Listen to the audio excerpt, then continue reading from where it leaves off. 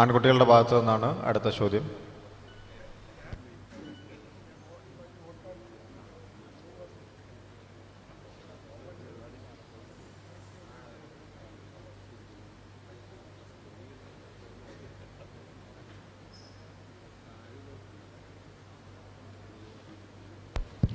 ഒരു ചോദ്യം എഴുതി കിട്ടിയ ഒരു ചോദ്യം ചോദിച്ചിട്ട് അടുത്ത ചാൻസ്.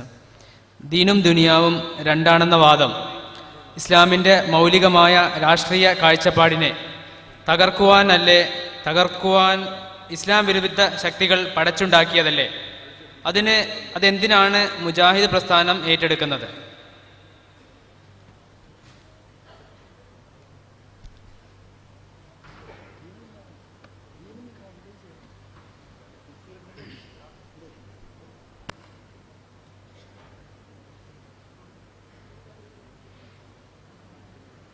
ദീനും ദുനിയാവും രണ്ടാണ് എന്ന് പറയുന്നത് ഇസ്ലാമിനെ എതിർക്കുന്നതിന് വേണ്ടി ഇസ്ലാമിൻ്റെ ശത്രുക്കൾ പ്രചരിപ്പിക്കുന്ന ഒരാശയമല്ലേ? പിന്നെ എന്തുകൊണ്ടാണ് മുജാഹിദ് പ്രസ്ഥാനം ദീനും ദുനിയാവും രണ്ടാണ് എന്ന് പറയുന്നത് എന്നാണ് ഇവിടെ എഴുതി കിട്ടിയിട്ടുള്ള ചോദ്യം. വാസ്തവത്തിൽ ദീനും ദുനിയാവും എന്ന് പറയുമ്പോൾ തന്നെ അത് രണ്ടാണ്. അല്ലെങ്കിൽ ഒന്നുകിൽ ദീന് എന്ന് മാത്രം പറഞ്ഞാൽ മതി, അല്ലെങ്കിൽ ദുനിയാവ് എന്ന് മാത്രം പറഞ്ഞാൽ മതി. രണ്ടുള്ളത് കൊണ്ടാണല്ലോ രണ്ടും രണ്ടായി തന്നെ പറയുന്നത്. പക്ഷെ ഇവിടുത്തെ ആരോപണം അതല്ല. ദീനും ദുനിയാവും തമ്മിൽ യാതൊരു ബന്ധവുമില്ല എന്നാണ് മുജാഹിദുകൾ വാദിക്കുന്നത് എന്നാണ്. അങ്ങനെ ഒരു വാദം മുജാഹിദുകൾക്കില്ല. കോർട്ടും ബോളും തമ്മിലുള്ള ബന്ധം, ഒരു ബോളില്ലാതെ കോർട്ട് മാത്രം ഉണ്ടായിട്ട് കാര്യമുണ്ടോ? ഇല്ല. കോർട്ടുണ്ട്, ബോളില്ല, ബോളുണ്ട്, കോർട്ടില്ല. ഇത് രണ്ടുമുണ്ടെങ്കിൽ രണ്ടും ഒന്നാണോ? രണ്ടും ഒന്നല്ല, രണ്ടും രണ്ടാണ്. രണ്ടും തമ്മിൽ ബന്ധമില്ലേ? ഉണ്ട്. ഇതുപോലെ കോർട്ടിലാണ് ബോൾ കളിക്കുന്നത്. ഈ ദുനിയാവിൽ നടപ്പിലാക്കേണ്ടതാണ് ദീൻ. എന്നാൽ ദീൻ എന്നത് ദുനിയാവല്ല, ദുനിയാവ് ദീനുമല്ല. ദുനിയാവിൽ വെച്ച് നടപ്പാക്കേണ്ടതാണ് ദീൻ എന്നതാണ് ഇത് സംബന്ധമായി വിശുദ്ധ ഖുർആനിൻ്റെയും തിരുസുന്നത്തിൻ്റെയും അടിസ്ഥാനത്തിൽ മനസ്സിലാക്കാവുന്നത്.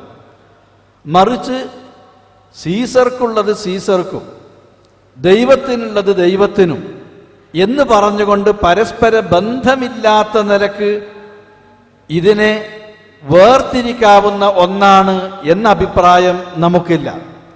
ഒരു നാണയത്തിൻ്റെ രണ്ട് വശങ്ങൾ എന്ന് പറഞ്ഞാൽ, ഇപ്പോൾ പഴയ കാലത്ത് കുട്ടികൾ കളിക്കുമ്പോൾ രാജാ പുള്ളി എന്ന് പറഞ്ഞ് ആ അക്കം സംഖ്യ എഴുതിയ ഒരു ഭാഗം ഉണ്ടാവും, അപ്പുറത്ത് അശോക ചക്രം ചിഹ്നവും ഉണ്ടാകും. ഒരു നാണയത്തിൻ്റെ രണ്ട് വശവും ഒന്നല്ല, രണ്ടും രണ്ട് വശങ്ങളാണ്. ഇതുപോലെ പരസ്പരം വേർപെടുത്താൻ കഴിയാത്ത ബന്ധമുണ്ടെങ്കിലും രണ്ടും ഒന്നാവുകയില്ല. ഇനി വിശുദ്ധ ഖുർആനിലുള്ള ചില സൂക്തങ്ങൾ എടുത്തു നോക്കിയാലും പ്രവാചകന്റെ ചില പ്രാർത്ഥനകൾ എടുത്തു നോക്കിയാലും അതിലൊക്കെ തന്നെ ഇതിനെ രണ്ടിനെയും രണ്ടായി കാണിച്ചു തന്നത് കാണാൻ സാധിക്കും. അല്ലാഹുമ്മ അസ്ലിഹ് ലി ദീനി അല്ലദീ ഹുവ ഇസ്മതു അംരി വഅസ്ലിഹ് ലി ദുനിയായ അല്ലതി ഫീഹാ മആശി.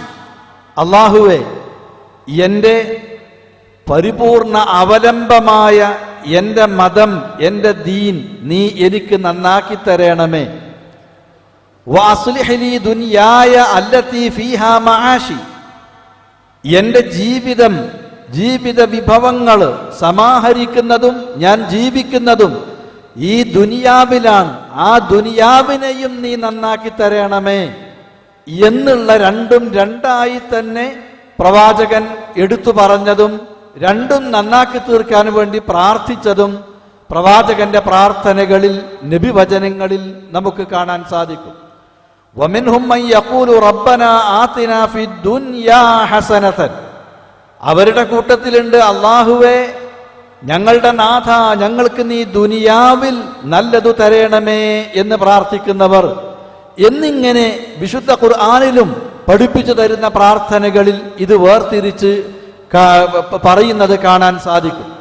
എന്നാൽ സൂക്ഷ്മ വിശകലനത്തിൽ ദീൻ എന്നുള്ളത് നമ്മുടെ അഭിപ്രായത്തിന് സ്വാതന്ത്ര്യമില്ലാത്ത, നമുക്ക് പ്രവാചകരിലൂടെ അള്ളാഹു പഠിപ്പിച്ചു തന്ന കാര്യങ്ങൾ പഠിപ്പിക്കപ്പെട്ടതുപോലെ സ്വീകരിക്കുകയും പിൻപറ്റുകയും ചെയ്യേണ്ടതാണ്.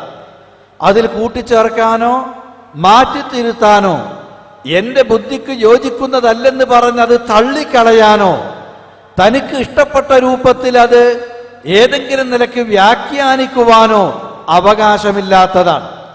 ദുനിയാവ് അങ്ങനെയല്ല, അത് നമുക്ക് വിട്ടു തന്നിട്ടുള്ളതാണ്. പൊതുവായ മതനിർദ്ദേശങ്ങളുടെ ഉള്ളിൽ നിന്നുകൊണ്ട് നമുക്ക് അനുവദിക്കപ്പെട്ടിരിക്കുന്ന സ്വാതന്ത്ര്യം അതിൽ നമുക്ക് ഉപയോഗിക്കാവുന്നതാണ്. സുബഹി നമസ്കാരം 2 റക്അത്താണ്, ളുഹർ 4 റക്അത്താണ്, മഗ്രിബ് 3 റക്അത്താണ്. ഒരു ദിവസം 5 സമയങ്ങളിലാണ് നമസ്കരിക്കേണ്ടത്. യാത്രക്കാരന് 2 നേരത്തെ നമസ്കാരങ്ങൾ ഒരു സമയത്ത് നിർവഹിക്കാവുന്നതാണ്. 4 റക്അത്തുള്ള നമസ്കാരം 2 റക്അത്തായി ചുരുക്കിയും നമസ്കരിക്കാവുന്നതാണ്. ഇങ്ങനെയൊക്കെ നിശ്ചയിക്കപ്പെട്ടത് നമുക്ക് മാറ്റാൻ, നമ്മുടെ വക മാറ്റാൻ അധികാരമില്ല. സുബഹി നമസ്കാരം ഏറ്റവും പ്രധാനപ്പെട്ട സമയം 2 എന്നത് 4 റക്അത്തായിക്കൊള്ളട്ടെ, കൂട്ടാൻ പറ്റുമോ? പാടില്ല. എന്നാൽ ളുഹർ നമസ്കാരം തിരക്ക് പിടിച്ച സമയം 2 റക്അത്ത് മതി എന്ന് ചുരുക്കാൻ അവകാശമുണ്ടോ? അവകാശമില്ല. അത് പഠിപ്പിക്കപ്പെട്ടതുപോലെ കൂട്ടാതെ ചുരുക്കാതെ മാറ്റം വരുത്താതെ അപ്പടി അംഗീകരിക്കേണ്ടതാണ്. എന്നാൽ മറ്റു ചില കാര്യങ്ങൾ അത് നമുക്ക് വിട്ടുതന്നതാണ്. ഉദാഹരണം, ഒരിക്കൽ പ്രവാചകൻ ചില ആളുകൾ ഈത്തപ്പനയിൽ കയറി പരപരാഗണം നടത്തുന്നത് കണ്ടപ്പോൾ, നിങ്ങൾ അങ്ങനെ ചെയ്തിട്ടില്ലെങ്കിലും ഫലമുണ്ടാവുമല്ലോ എന്ന് പ്രവാചകൻ പറഞ്ഞു. ഇത് കേട്ട് അങ്ങനെ ചെയ്യാത്ത ആളുകൾക്ക് ഫലം കുറഞ്ഞുപോയി.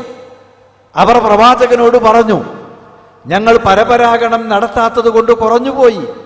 പ്രവാചകന്റെ മറുപടി, അന്തും അഅലമു ബി ഉമൂരി ദുനിയാക്കും, നിങ്ങളുടെ ദുനിയാവിന്റെ കാര്യത്തെ സംബന്ധിച്ച് കൂടുതൽ അറിവുള്ളവർ നിങ്ങളാണ്. അതുകൊണ്ട് ആ കാര്യത്തെ സംബന്ധിച്ച് ഗുണമുണ്ടെങ്കിൽ നിങ്ങൾക്കത് ചെയ്യാം. അത് ചെയ്യണം എന്ന് മതത്തിന്റെ കൽപ്പനയില്ല, ചെയ്യാൻ പാടില്ലെന്ന് മതം വിലക്കിയിട്ടുമില്ല. ഗുണമുണ്ടെങ്കിൽ ആ ഗുണമനുസരിച്ച് നിങ്ങൾക്ക് പ്രവർത്തിക്കാവുന്നതാണ്. ഇത് ഭൗതികമായൊരു കാര്യം. അതിൽ മതത്തിന്റെ പൊതു തത്വങ്ങളല്ലാതെ കൃത്യമായി ഇന്നത് ചെയ്യണം, ചെയ്യാൻ പാടില്ല എന്ന് പറഞ്ഞ് വിലക്കിയിട്ടില്ലാത്തത് കൊണ്ട്, നിർദ്ദേശിച്ചിട്ടില്ലാത്തത് കൊണ്ട് നമുക്ക് ചെയ്യാവുന്നതാണ്. ഇതുപോലെ തന്നെ ബദർ യുദ്ധത്തിന് വേണ്ടി ബദറിൽ സഹാബികൾ ഒരുമിച്ചുകൂടി. അപ്പുറത്ത് സൈന്യം ഇങ്ങോട്ട് വന്നുകൊണ്ടിരിക്കുന്നു. പ്രവാചകൻ പറഞ്ഞു, നമുക്ക് ഇവിടെ തമ്പടിക്കാം. അത് പറഞ്ഞപ്പോൾ ആ ഭൂപ്രദേശത്തെ സംബന്ധിച്ച് നല്ലവണ്ണം അറിയാവുന്ന സഹാബി നബിയോട് ചോദിക്കുന്നു, നബിയെ, ഇവിടെ ടെന്റ് കെട്ടാൻ അവിടുന്ന് കൽപ്പിക്കുന്നത് വഹയിന്റെ അടിസ്ഥാനത്തിലാണോ, അള്ളാഹുവിന്റെ കൽപ്പന പ്രകാരമാണോ, അതല്ല അവിടുത്തെ അഭിപ്രായം ഞങ്ങൾ യാതൊരു എതിരും പറയാതെ അനുസരിക്കേണ്ടതാണോ, അതല്ല കേവല അഭിപ്രായം മാത്രമാണോ? പ്രവാചകന്റെ മറുപടി, ഇക്കാര്യത്തിൽ എനിക്ക് വഹി ലഭിച്ചിട്ടില്ല, മാറ്റം വരുത്താതെ നിങ്ങൾ അംഗീകരിക്കണം എന്നുള്ള നിലക്കുള്ള കൽപ്പനയുമല്ല. ഇവിടെയാണ് നല്ലത് എന്നെനിക്ക് തോന്നുന്നു, അതുകൊണ്ടാണ് ഞാൻ ഇവിടെ തമ്പടിക്കാൻ പറഞ്ഞത്. ആ ഭൂപ്രദേശത്തെ സംബന്ധിച്ച് നല്ലവണ്ണം പരിചയമുള്ള സ്വഹാബി പറഞ്ഞു, എങ്കിൽ ഇതല്ല നമുക്ക് ഏറ്റവും തമ്പടിക്കാൻ യോജിച്ച സ്ഥലം. അപ്പുറത്ത് കാണുന്ന സ്ഥലത്തേക്ക് പോയാൽ ഈ പ്രദേശത്തുള്ള നീരുറവകൾ, ജലസംഭരണികൾ അവിടെയാണുള്ളത്, അത് നമുക്ക് അധീനപ്പെടുത്താം. 2, ഉയർന്നു നിൽക്കുന്ന പ്രദേശവും അതാണ്. ഏതു ഭാഗത്തുകൂടെ ശത്രുക്കൾ വരുന്നതും നമുക്ക് അവിടെ നിന്ന് നോക്കിക്കാണാം. അതുകൊണ്ട് നമുക്ക് അവിടേക്ക് പോകലാണ് എൻ്റെ അഭിപ്രായത്തിൽ ഉത്തമം. പ്രവാചകൻ പറഞ്ഞു, ശരി, എങ്കിൽ നമുക്ക് അങ്ങോട്ട് പോകാം. ഇതാണ് ദുനിയാവിന്റെ കാര്യം. നിങ്ങളാണ് ആർക്കാണോ കൂടുതൽ അറിവുള്ളത് അവർ അതനുസരിച്ച് ചെയ്യുക, അങ്ങനെ ചെയ്യാവുന്നതാണ്. എന്നാൽ ളുഹ്ർ നമസ്കാരം 4 എന്നത് 3 ആക്കാനോ സുബ്ഹി 2 എന്നത് 4 ആക്കുവാനോ ഒരിക്കലും തന്നെ ഒരു സ്വഹാബിക്കും ഒരു പ്രവാചകന് വഹയ് കിട്ടിയത് പിൻപറ്റുകയല്ലാതെ യാതൊരാൾക്കും അഭിപ്രായ സ്വാതന്ത്ര്യം ഇല്ലാത്ത കാര്യങ്ങളാണ്. അതിൽ മാറ്റം വരുത്തുവാൻ പാടില്ലാത്തതാണ്. ഇതാണ് ദീനും ദുനിയാവും തമ്മിലുള്ള വ്യത്യാസം. ഇതുപോലെ തന്നെ പ്രവാചകന്റെ ശേഷം ഖലീഫയെ തെരഞ്ഞെടുക്കേണ്ടത് എങ്ങനെയാണ് എന്നത് സംബന്ധിച്ച്, ആരായിരിക്കണം ഖലീഫ എന്നത് സംബന്ധിച്ച് വളരെ കണിശമായ ഒരു കൽപ്പന പ്രവാചകൻ നൽകിയിട്ടില്ല.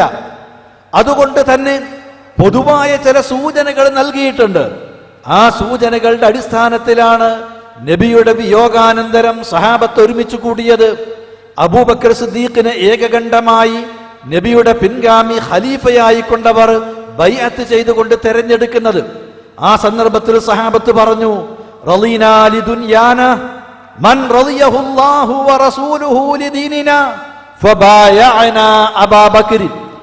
അല്ലാഹുവും അവന്റെ റസൂലും ദീനിന്റെ കാര്യത്തിൽ ആരെയാണോ നേതൃത്വം കൊടുക്കാൻ വേണ്ടി തെരഞ്ഞെടുത്തത്, തൃപ്തിപ്പെട്ടത്, ആ വ്യക്തിയെ തന്നെ ദുനിയാവിന്റെ കാര്യത്തിലും നേതൃത്വം കൊടുക്കുവാൻ ഞങ്ങൾ തൃപ്തിപ്പെട്ടിരിക്കുന്നു എന്ന് പറഞ്ഞുകൊണ്ടാണ് ഞങ്ങൾ അബൂബക്കർ സിദ്ദീഖിന് ബൈഅത്ത് ചെയ്തത്. പ്രവാചകൻ രോഗശയ്യയിലാണ്. മരണത്തിന്റെ ഒരാഴ്ച മുമ്പ് രോഗശയ്യയിൽ കിടക്കുന്ന പ്രവാചകന് നമസ്കരിക്കാൻ പള്ളിയിലേക്ക് വരാൻ വയ്യ, നമസ്കാരത്തിന് നേതൃത്വം കൊടുക്കാൻ ഇമാമത്ത് നിൽക്കാൻ വയ്യ. പ്രവാചകന് ബാങ്ക് വിളി കഴിഞ്ഞ് നമസ്കരിക്കാൻ സമയമായപ്പോൾ ബിലാൽ ഇബ്നു റബാഹ് വന്ന് വിളിക്കുന്നു. പ്രവാചകൻ തന്റെ പത്നി ആയിഷ റളിയല്ലാഹു അൻഹായോട് പറഞ്ഞു, മുറു അബൂബക്കറിൻ ഫൽയുസല്ലി ബിന്നാസ്, അബൂബക്കറിനോട് കൽപ്പിക്കൂ ഇമാമായി നമസ്കരിക്കുവാനെന്ന്. ആ അബൂബക്കർ സിദ്ദീഖ് നമസ്കാരത്തിന് നേതൃത്വം കൊടുത്തു. നബിയുടെ കൽപ്പന പ്രകാരം നബി തൃപ്തിപ്പെട്ടത് മതകാര്യങ്ങളിൽ നേതൃത്വം കൊടുക്കാൻ ഏതൊരു അബൂബക്കർ സിദ്ദീഖിനെയാണോ, ആ അബൂബക്കർ സിദ്ദീഖിനെ തന്നെ ഭരണാധികാരിയായി രാഷ്ട്രീയ കാര്യങ്ങളിൽ ദുനിയാവിന്റെ കാര്യത്തിൽ ഞങ്ങൾ നേതാവായി തൃപ്തിപ്പെട്ടിരിക്കുന്നു എന്ന് പറഞ്ഞുകൊണ്ടാണ് സഹാബത്ത് ബൈഅത്ത് ചെയ്യുന്നത്. അപ്പൊ ദീന് ദീനും ദുനിയാവ് ദുനിയാവുമാണ്. രണ്ടും അഭേദ്യമായ ബന്ധമുണ്ട്. രണ്ടും ഒന്നല്ല. ദുനിയാവിന് ദീനുമായി ബന്ധമില്ല, ദീനിന് ദുനിയാവുമായി ബന്ധമില്ല എന്ന നിലപാട് ഇസ്ലാഹി പ്രസ്ഥാനത്തിന്, മുജാഹിദ് പ്രസ്ഥാനത്തിനില്ല, ഇസ്ലാമിനുമില്ല. രണ്ടും ഒന്നാണ് എന്ന കാഴ്ചപ്പാടും ഇസ്ലാമിന് അന്യമാണ്. ദീനും ദുനിയാവും രണ്ടാക്കി ദീൻ ഇസ്ലാമിനെ തുണ്ടാക്കി എന്ന് മദ്രസയിലെ കുട്ടികൾക്ക് ചില ആളുകൾ പഠിപ്പിച്ചു കൊടുക്കാറുണ്ട്.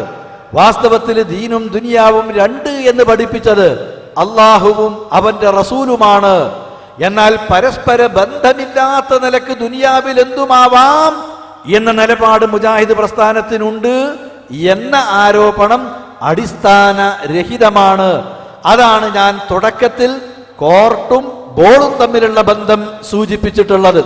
നാണയത്തിന്റെ രണ്ട് വശങ്ങൾ അഭേദ്യമാണ്, നമുക്ക് വേർപിരിക്കാൻ കഴിയാത്ത വിധത്തിലാണ് എന്നതുപോലെ ബന്ധമുള്ളതാണെന്ന് സൂചിപ്പിക്കുവാനുള്ള കാരണം അതാണ്. വിഷയം ബോധ്യമായിരിക്കുമെന്ന് ഞാൻ കരുതും. ഇതിന്റെ ഒരുപാട് ഉപചോദ്യങ്ങൾ ഇവിടെ എഴുതി കിട്ടിയിട്ടുണ്ട്. ഒന്ന് മാത്രം വായിക്കണം. ഇന്ത്യയിൽ KNMന്റെ നിലപാട് എന്താണെന്ന് വെച്ചാൽ ഏത് രാഷ്ട്രീയ പാർട്ടിയിൽ ചേർന്ന് വേണമെങ്കിലും പ്രവർത്തിക്കാമെന്നാണ്. എന്നാൽ NDFO, ജമാഅത്തെ ഇസ്ലാമിയോ ഒരു രാഷ്ട്രീയ പാർട്ടിയായിട്ട് വരികയാണെങ്കിൽ അതിലും ചേർന്ന് പ്രവർത്തിക്കാമോ?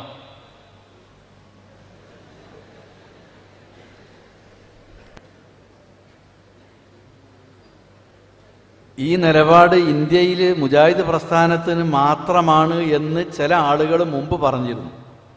ഇപ്പോൾ അവരുടെ നിലപാട് അതാണ് എന്ന് വളരെ വ്യക്തമായി ബോധ്യപ്പെട്ടിട്ടുണ്ട്. വ്യക്തമായി പറഞ്ഞ ആരെയും വിമർശിക്കാനല്ല, ഞാൻ അങ്ങനെ ഒരു വിമർശകനുമല്ല.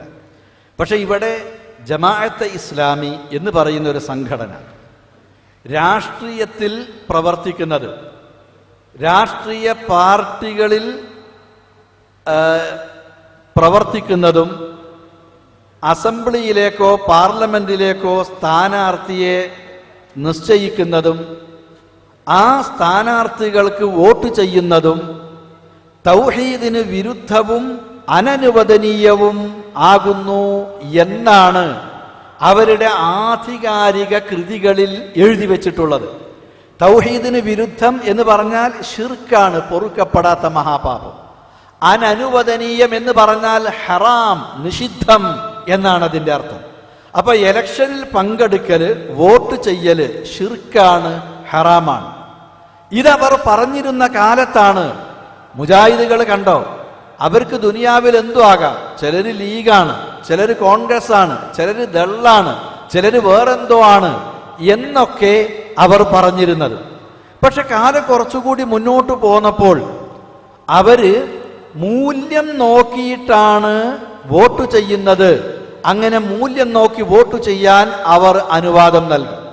വാസ്തവത്തിൽ ഇന്ത്യൻ രാഷ്ട്രീയത്തിൽ വ്യക്തികളുടെ മൂല്യത്തിന് പ്രസക്തി നഷ്ടപ്പെട്ട കാലത്താണ് പാർട്ടി വിപ്പ് നൽകിയാൽ ആ പാർട്ടിയുടെ ഓരോ MLA-യും MP-യും പാർട്ടിയുടെ വിപ്പനുസരിച്ച് വോട്ട് ചെയ്യണം. അതല്ലാതെ അയാളുടെ മൂല്യമനുസരിച്ച് അയാൾക്ക് ഇഷ്ടപ്പെട്ട കാര്യത്തിന് വോട്ട് ചെയ്യുക, ഇഷ്ടപ്പെടാത്തതിന് വോട്ട് ചെയ്യാതിരിക്കുക എന്നതിനുള്ള അധികാരം ഇന്ത്യൻ രാഷ്ട്രീയത്തിൽ നിന്ന് എന്നോ നഷ്ടപ്പെട്ടു പോയിട്ടുണ്ട്.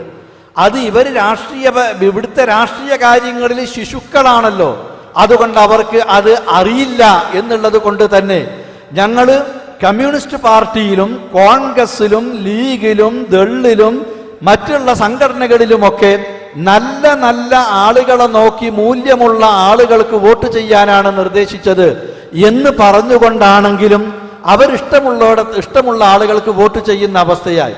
പിന്നെ ഞാൻ ചോദിക്കട്ടെ, ഇവിടെ വ്യക്തികളുടെ മൂല്യത്തിന് പ്രസക്തിയില്ല എന്നതൊന്ന്. രണ്ടാമത്, കമ്മ്യൂണിസ്റ്റ് പാർട്ടിയുടെ ആശയമുണ്ട്, കമ്മ്യൂണിസ്റ്റ് പാർട്ടിയുടെ ലക്ഷ്യങ്ങളുണ്ട്, അവരുടെ കാഴ്ചപ്പാടുകളുണ്ട്, അവരുടെ പോളിസികളും പ്രോഗ്രാമുമുണ്ട്. ലീഗിനും അതുപോലെ തന്നെ, കോൺഗ്രസിനും അതുപോലെ തന്നെ, BJP-ക്കും അങ്ങനെ തന്നെ, ദള്ളിനും അങ്ങനെ തന്നെ, ഇവിടുത്തെ ഏത് സംഘടനക്കും അങ്ങനെയാണ്.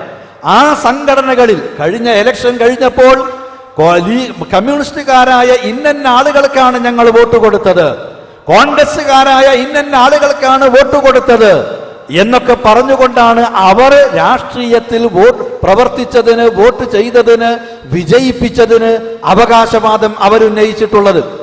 എന്നാൽ മുജാഹിദ് പ്രസ്ഥാനത്തിന്റെ നിലപാട് അങ്ങനെയല്ല. മുജാഹിദ് പ്രസ്ഥാനത്തിന്റെ നിലപാട് ഇന്ത്യ ഒരു ഇസ്ലാമിക രാജ്യമല്ല, മുസ്ലിമീങ്ങൾ ഭൂരിപക്ഷമുള്ള ഒരു പ്രദേശവുമല്ല, മുസ്ലിമീങ്ങൾ ന്യൂനപക്ഷമായി കഴിഞ്ഞുകൂടുന്ന ഒരു പ്രദേശമാണ്. ഇന്ത്യ മഹാരാജ്യത്ത് ജനാധിപത്യ വ്യവസ്ഥിതിയാണ് നിലകൊള്ളുന്നത്. ഈ ജനാധിപത്യ സംവിധാനത്തിൽ ഏകദേശം 1000-ഓളം 800 വർഷത്തിലധികം ഇന്ത്യ രാജ്യം ഭരിച്ചിരുന്ന മുസ്ലിം ഭരണാധികാരികൾക്ക് ശേഷം ഇന്ത്യ കൈയടക്കിയത് ബ്രിട്ടീഷുകാരായിരുന്നു. കോളനി വാഴ്ചയിലൂടെ രാജ്യം കൈയടക്കിയ ബ്രിട്ടീഷുകാരന്റെ കൈകളിൽ നിന്ന് രാജ്യത്തെ മോചിപ്പിക്കുന്നതിന് ഈ രാജ്യത്തെ ജനങ്ങൾ സ്വാതന്ത്ര്യത്തിന്റെ കാഹളം മുഴക്കിയപ്പോൾ മുമ്പിൽ നടന്നവർ മുസ്ലിമീങ്ങളുടെ കൂട്ടത്തിലെ ഉൽപ്പതിഷ്ണുക്കൾ ഇസ്ലാഹി ആദർശം ഉൾക്കൊള്ളുന്ന ആളുകളായിരുന്നു. മാത്രമല്ല, ഇവിടുത്തെ അമുസ്ലിമീങ്ങളായ ഉയർന്ന നിലവാരത്തിൽ ചിന്തിക്കുന്ന ആളുകളും തോളോട് തോളുരുമ്മി നിന്നുകൊണ്ടാണ് സ്വാതന്ത്ര്യ സമരത്തിന് വേണ്ടി പടപൊരുതിയിരുന്നത്. രാജ്യത്തിന് സ്വാതന്ത്ര്യം ലഭിച്ചു, രാജ്യം രണ്ടായി ഭാഗിച്ചു, പാകിസ്ഥാൻ ഇന്ത്യയിൽ നിന്ന് വേറിട്ടുപോയി. അതിനുശേഷം ഇന്ത്യയിൽ മുസ്ലിമീങ്ങൾ വീണ്ടും ന്യൂനപക്ഷമായി മാറി. ഇത്തരം ഒരു സാഹചര്യത്തിൽ ഇന്ത്യയുടെ രാഷ്ട്രീയ ഭാവി നിർണയിക്കുമ്പോൾ ഇവിടുത്തെ ന്യൂനപക്ഷത്തിനും ഭൂരിപക്ഷത്തിനും തങ്ങളുടെ അവകാശങ്ങൾ നേടിയെടുക്കുന്നതിന് ജനാധിപത്യ സംവിധാനം ഉപയോഗിച്ചുകൊണ്ട് ദേശീയ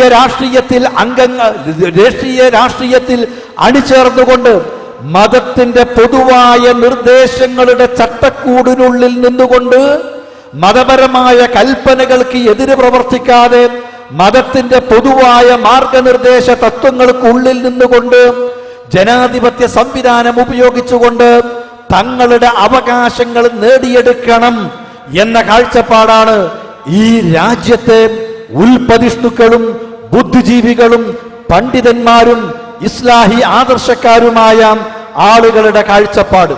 പക്ഷെ ഒരു പിടി ആളുകൾ നിലവിലുള്ള ഭരണാധികാരിയോട് കൂറു പുലർത്തണമെന്ന് പറഞ്ഞ് ബ്രിട്ടീഷുകാരോട് കൂറു പുലർത്തി പോന്നിരുന്നു. യാഥാസ്ഥികരായ ആളുകളാണത്. ബ്രിട്ടീഷുകാരന്റെ കയ്യിൽ നിന്ന് സ്വാതന്ത്ര്യം നേടുന്നതിന് വേണ്ടി പടപൊരുതിയപ്പോൾ ഈ സ്വാതന്ത്ര്യ സമരത്തിന് 1000 ശാപം എന്ന് പറഞ്ഞുകൊണ്ട് സ്വാതന്ത്ര്യത്തെ പുച്ഛിച്ചു തള്ളിയവരാണ് ആ കാലത്തിൽ ജമാഅത്തുകാരായിരുന്ന ആളുകൾ. ലാത്ത പോയി മനാത്ത വന്നു എന്നതല്ലാതെ, വെളുത്ത ദൈവത്തിന് പകരം കറുത്ത ദൈവം വന്നു എന്നതല്ലാതെ, ഒരു ദൈവത്തിന് പകരം 33 കോടി ദൈവങ്ങൾ വന്നു എന്നതല്ലാതെ, ഏകാധിപത്യ ഭരണത്തിന് പകരം ജനാധിപത്യ ഭരണം വരുന്നതിന് ഒരു വിലയും ഞങ്ങൾ കൽപ്പിക്കുന്നില്ല എന്നാണ് അവർ പറഞ്ഞിരുന്നത്, ജമാഅത്തുകാർ പറഞ്ഞിരുന്നത്.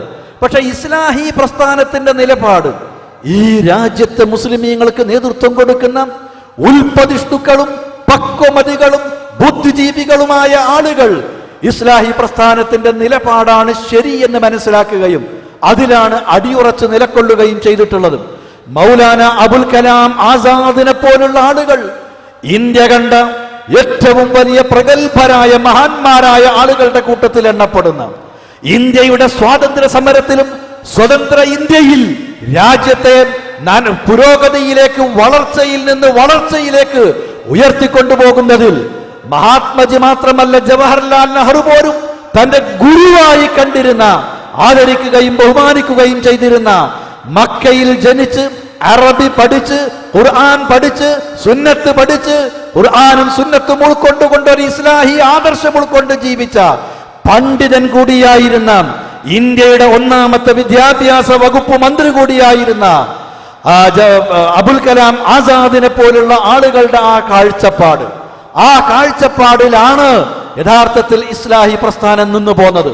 അതിന് പുറത്തിരിഞ്ഞു നിന്നവരായിരുന്നു ഇവർ.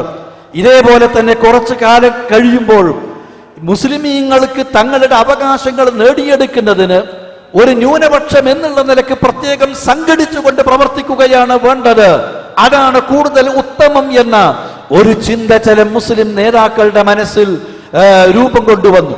അങ്ങനെ രൂപം കൊണ്ടുവന്നപ്പോൾ അതനുസരിച്ച് മുസ്ലിമീങ്ങൾ മുസ്ലിം ലീഗ് വേറിട്ട് പ്രവർത്തിക്കുന്ന അവസ്ഥ വന്നു. അതും ശരിയല്ല എന്ന് പറഞ്ഞുകൂടാ. അതാണ് ഗുണകരം എന്ന് തോന്നുന്നുവെങ്കിൽ അതാവാം. നേരെ മറിച്ച് ദേശീയ രാഷ്ട്രീയത്തിൽ നിന്നുകൊണ്ട് ന്യൂനപക്ഷ ഭൂരിപക്ഷ വ്യത്യാസമില്ലാതെ രാജ്യത്ത് ജീവിക്കുന്ന പൗരന്മാരുടെ അവകാശങ്ങൾ ദേശീയ രാഷ്ട്രീയത്തിൽ നിന്നുകൊണ്ട്, കോൺഗ്രസിന്റെ കൂടെ നിന്നുകൊണ്ട് അത് നേടിയെടുക്കലാണ് ഉത്തമം എന്ന് വിചാരിച്ചവരുണ്ട്. മുസ്ലിമീങ്ങൾ സ്വന്തമായി സംഘടിച്ചുകൊണ്ട് ന്യൂനപക്ഷ രാഷ്ട്രീയം അത് രൂപപ്പെട്ടു വന്നപ്പോൾ അതാണ് ശരി എന്ന് വിചാരിച്ച ആളുകളുണ്ട്. 2 നിലപാട് സ്വീകരിക്കുന്നതിനും വിരോധമില്ല. പക്ഷെ രണ്ടിലാണെങ്കിലും രാഷ്ട്രീയത്തിൽ എന്തുമാവാം. രാഷ്ട്രീയത്തിൽ പോകുമ്പോൾ കള്ളു കുടിക്കാം, രാഷ്ട്രീയത്തിന് പോകുമ്പോൾ തോന്നിവാസം ചെയ്യാം, രാഷ്ട്രീയത്തിന് പോകുമ്പോൾ കളവ് പറയാം, രാഷ്ട്രീയത്തിൽ ആകുമ്പോൾ ചതിയും വഞ്ചനയുമാവാം, രാഷ്ട്രീയത്തിലാവുമ്പോൾ കുതികാല് വെട്ടാം എന്ന നിലപാട് ഇസ്ലാഹി പ്രസ്ഥാനം ഒരിക്കലും തന്നെ അംഗീകരിക്കുന്നതല്ല. നിങ്ങൾക്കറിയോ, കേരളത്തിൽ നമ്മൾ ജീവിക്കുന്ന നമ്മുടെ ഈ രാജ്യത്ത് ഇവിടുത്തെ ഏറ്റവും പ്രധാനപ്പെട്ട രാഷ്ട്രീയ പ്രസ്ഥാനങ്ങൾ എടുത്താൽ നാഷണൽ കോൺഗ്രസിന്റെ ഇന്ന് ജീവിച്ചിരിപ്പുള്ള നേതാക്കന്മാർ അവരുടെ അണികൾക്ക് ആവേശം പകർന്നു കൊടുക്കാൻ മാതൃകകളായി ചൂണ്ടിക്കാണിക്കുന്ന നേതാക്കൾ ആരാണെന്നറിയുമോ? മുഹമ്മദ് അബ്ദുറഹിമാൻ സാഹിബിനെ പോലുള്ള പോലെ, ഈ മൊയ്തു മൗലവിയെ പോലെ, പിഒ ബാബ സാഹിബിനെ പോലെയുള്ള കോൺഗ്രസിന്റെ പൂർവകാല നേതാക്കന്മാര് ഇസ്ലാഹി പ്രസ്ഥാനത്തിന്റെ ആദർശം ഉൾക്കൊണ്ട ആളുകളും ഇസ്ലാഹി പ്രസ്ഥാനത്തിന് നേതൃത്വം കൊടുക്കുന്നവരുമായിരുന്നു. അവര് തങ്ങളുടെ രാഷ്ട്രീയ ജീവിതത്തിലും ആ വിശുദ്ധി കൈവരിച്ചിരുന്നു. ജാഥ നടത്തിക്കൊണ്ടിരിക്കെ നമസ്കാരത്തിന് സമയമാകുമ്പോൾ ജാഥ നിർത്തി നമസ്കരിച്ചുകൊണ്ട് പിന്നെ ജാഥ തുടരുന്ന അവസ്ഥയാണ്. ജാഥക്ക് പോയാൽ, രാഷ്ട്രീയത്തിന് പോയാൽ നമസ്കാരം വേണ്ടെന്ന നിലപാടല്ല. ഇവിടുത്തെ മുസ്ലിം ലീഗുകാർ തങ്ങളുടെ അണികൾക്ക് ആവേശം പകരാൻ മാതൃകകളായി ചൂണ്ടിക്കാണിക്കുന്നത് KM സീതി സാഹിബിനെ പോലെയുള്ള, NV അബ്ദുസ്സലാം മൗലവിയെ പോലെയുള്ള, KM മൗലവിയെ പോലെയുള്ള മുസ്ലിം ലീഗിന്റെ ആദ്യകാല നേതാക്കളും അമരക്കാരുമായ ആളുകളാണ്. ഇസ്ലാഹി പ്രസ്ഥാനത്തിന്റെ അമരക്കാരും നേതാക്കളും പണ്ഡിതരുമായിരുന്നു അവർ. അവരെയാണ് രാഷ്ട്രീയ ജീവിതത്തിൽ വിശുദ്ധ ജീവിതം നയിക്കുന്നതിന് മാതൃകകളായി ചൂണ്ടിക്കാണിക്കുന്നത്. ഇസ്ലാഹി പ്രസ്ഥാനത്തിന് അതാണ്. രാഷ്ട്രീയത്തിൽ എന്തുമാവാം, ഏതുമാവാം എന്ന നിലപാട് ഇസ്ലാഹി പ്രസ്ഥാനത്തിനില്ല. എന്നാൽ മുജാഹിദ് പ്രസ്ഥാനം തുടക്കം മുതൽ സ്വീകരിച്ച നിലപാടാണ് ശരി എന്നത് അന്ന് ബുദ്ധിയുള്ള ചിന്തിക്കുന്ന ആളുകളൊക്കെ അംഗീകരിച്ചു വന്നു. അന്ന് അതിനെ എതിർത്തു പോന്നവർ വൈകിയാണെങ്കിലും അതിലേക്ക് അവർ തിരിച്ചെത്തി. അവരുടെ നിലപാടുകൾ, നയങ്ങൾ അവർ മാറ്റിയെങ്കിലും, അന്ന് ശിർക്ക് പറഞ്ഞത് ഇപ്പോൾ തിരുത്തി പറഞ്ഞെങ്കിലും, അന്ന് ഹറാം എന്ന് പറഞ്ഞത് ഇപ്പോൾ തിരുത്തി പറഞ്ഞെങ്കിലും, അവരും മുജാഹിദ് പ്രസ്ഥാനം പറഞ്ഞതാണ് ശരി എന്നുള്ളിടത്തേക്ക് എത്തിയിരിക്കുകയാണ്. എന്തുമാവാം എന്ന നിലപാടായിരുന്നുവെങ്കിൽ ഇവർ അവിടേക്ക് എത്തുമായിരുന്നില്ല, എത്താൻ പാടില്ലായിരുന്നു. മുജാഹിദ് പ്രസ്ഥാനം ഈ രംഗത്ത് കൈയാളിയിട്ടുള്ള രീതി അതാണ്. KM സീതി സാഹിബിനെ പോലെ, മുഹമ്മദ് അബ്ദുറഹ്മാൻ സാഹിബിനെ പോലെ ഇവിടുത്തെ പ്രബലമായ രാഷ്ട്രീയ കക്ഷികളിൽ അതിന്റെ നേതൃത്വത്തിൽ എത്തിപ്പെട്ട ഇന്നും നേതാക്കള് മാതൃകകളായി ചൂണ്ടിക്കാണിക്കുന്ന അവർ ഇസ്ലാഹി പ്രസ്ഥാനത്തിന്റെ നേതാക്കളും അമരക്കാരുമായിരുന്നു. ആ വിശുദ്ധമായ ജീവിതം രാഷ്ട്രീയ രംഗത്തും കാഴ്ചവെച്ചു. അതാണ് ഇസ്ലാഹി പ്രസ്ഥാനത്തിന്റെ കാഴ്ചപ്പാട്. രാഷ്ട്രീയത്തിൽ എന്തുമാവാം എന്ന കാഴ്ചപ്പാട് ഇസ്ലാഹി പ്രസ്ഥാനത്തിനില്ല. അസ്സലാമു അലൈക്കും വറഹ്മത്തുള്ളാഹി. എൻ്റെ പേര് സുമയ്യ. ഞാൻ AWH എഞ്ചിനീയറിംഗ് കോളേജിൽ നിന്ന് വരികയാണ്. ഈ സൂറത്ത് നിസായിൽ ആയത്ത് നമ്പർ 3 പറയുന്നുണ്ട്, നിങ്ങൾക്ക് അനാഥകളുടെ കാര്യത്തിൽ നീതി പുലർത്താൻ കഴിയുകയില്ല എന്ന് ഭയപ്പെടുകയാണെങ്കിൽ നിങ്ങൾക്ക് ഇഷ്ടമുള്ളത്ര 2, 3, 4 സ്ത്രീകളെ വിവാഹം ചെയ്തു കൊള്ളാം. അതിന് കഴിയുകയില്ല, നിങ്ങൾക്ക് അവർക്കിടയിൽ നീതി പാലിക്കുവാൻ കഴിയുകയില്ല എന്നുണ്ടെങ്കിൽ ഒരുവളെ മാത്രം വിവാഹം ചെയ്തു കൊള്ളുക എന്ന്. ശരിക്കും ഈ ആയത്ത് വളരെയധികം ചൂഷണം ചെയ്യപ്പെട്ടിട്ടുണ്ട്. ഒരുപാട് സ്ത്രീകൾ ഈ ആയത്ത് വഴി ഒരുപാട് കഷ്ടപ്പെട്ടിട്ടുണ്ട്. എൻ്റെ ഡൗട്ട് എന്താണെന്ന് വെച്ചാൽ, ശരിക്കും ഇതൊരു തരത്തിൽ ഒരു അരാജകത്വമല്ലേ സൃഷ്ടിക്കുന്നത്? അതുപോലെ തന്നെ ഒരു പുരുഷന് മറ്റു സ്ത്രീകളെ വിവാഹം ചെയ്യാമെന്നുണ്ടെങ്കിൽ ആദ്യ ഭാര്യമാരുടെ സമ്മതം ആവശ്യമില്ല എന്നുണ്ടോ? അതുപോലെ തന്നെ ഈ നിക്കാഹ് വേളയിൽ ഒരു സ്ത്രീക്ക് കണ്ടീഷൻ വെച്ചുകൂടെ, ഞാനല്ലാതെ മറ്റൊരു ഭാര്യയെ നിങ്ങൾ സ്വീകരിക്കാൻ പാടില്ല എന്ന്?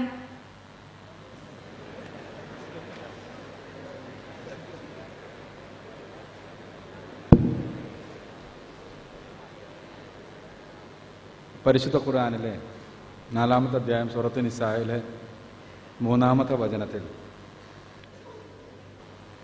അനാഥകളുടെ കാര്യത്തിൽ നിങ്ങൾക്ക് നീതി പുലർത്താൻ കഴിയില്ലെങ്കിൽ അതല്ലാത്ത 2, 3, 4 സ്ത്രീകളെ നിങ്ങൾ വിവാഹം ചെയ്തു കൊള്ളുക. നീതി പാലിക്കുവാൻ കഴിയില്ലെങ്കിൽ ഒരെണ്ണം മാത്രം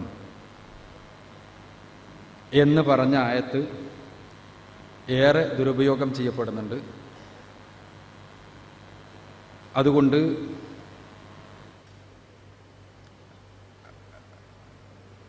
ഈ ആയത്തിൻ്റെ അടിസ്ഥാനത്തിൽ സ്ത്രീകൾ ഏറെ കഷ്ടപ്പെടുന്നുണ്ട്. മറ്റൊരു വിവാഹം ചെയ്യാൻ പാടില്ല എന്ന് ആദ്യ വിവാഹത്തിൻ്റെ സമയത്ത് സ്ത്രീക്ക് കണ്ടീഷൻ വെക്കാൻ പറ്റുമോ എന്നെല്ലാണ് ചോദ്യം. ഈ വിഷയം നേരെ ചർച്ച ചെയ്യപ്പെടുന്ന ഒരു വിഷയമാണ്. ബഹുഭാര്യത്വവുമായി ബന്ധപ്പെട്ട കാര്യങ്ങൾ ഇന്ന് മാത്രമല്ല, ആധുനിക കാലഘട്ടത്തിൽ ഇസ്ലാമുമായി ബന്ധപ്പെട്ട വിമർശനങ്ങളിൽ ഏറ്റവും അധികം ഉന്നയിക്കപ്പെടുന്ന വിമർശനങ്ങളിൽ ഒന്നുകൂടിയാണ്. നേരത്തെ പറഞ്ഞതുപോലെ തന്നെ ഇതിനെക്കുറിച്ചൊരു വിശദമായ പഠനം ഈ സമയത്ത് സാധ്യമല്ല. ഈ സെഷൻ ഏകദേശം അവസാനിക്കാറായി. വിശദമായ പഠനത്തിന് കഴിഞ്ഞ ലക്കം സ്നേഹസംവാദത്തിൽ ഈ വിഷയം വളരെ വിശദമായി കൈകാര്യം ചെയ്തിട്ട് നിങ്ങൾക്ക് പഠന വിധേയമാക്കാവുന്നതാണ്. ഇവിടെ സ്ത്രീകൾ കഷ്ടപ്പെടുന്നു ഒരു നിയമം കൊണ്ട്, പുരുഷന്മാർ കഷ്ടപ്പെടുന്ന ഒരു നിയമം കൊണ്ട് എന്നെല്ലാം നമ്മൾ പറയുമ്പോൾ ആ നിയമമാണോ അതല്ലെങ്കിൽ ആ നിയമമില്ലായ്മയാണോ കഷ്ടപ്പാടിന് കാരണം എന്ന് നമ്മൾ പരിശോധിക്കേണ്ടതാണ്. യഥാർത്ഥത്തിൽ കേരളത്തിൻ്റെ കാര്യത്തിലെങ്കിലും മുസ്ലിം സമുദായത്തിനിടയ്ക്കുള്ള ബഹുഭാര്യത്വം എന്നുള്ള നിയമം കൊണ്ട്, അല്ലെങ്കിൽ ബഹുഭാര്യത്വം അനുവദിക്കുന്ന നിയമം കൊണ്ട് സ്ത്രീകൾ കഷ്ടപ്പെടുന്നു എന്നുള്ള വാദം